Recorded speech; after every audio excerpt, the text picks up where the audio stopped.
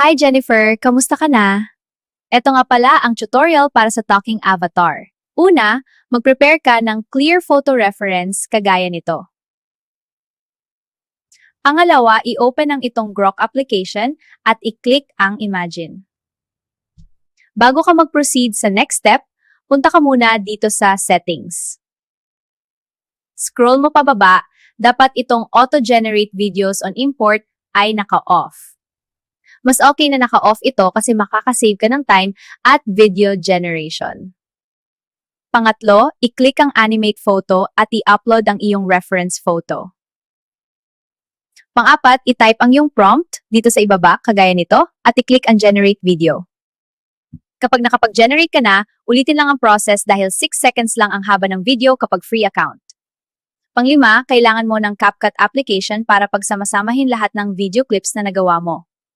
Ikaw na yun mag-decide kung paano mo siya i-edit o kung gusto mong lagyan ng mga effects. Ang tip ko lang dito ay lagi mong iset sa aspect ratio na TikTok para compatible na din siya sa TikTok, Reels at Shorts. So, yun lang muna for today's tutorial. Thank you for watching. Bye!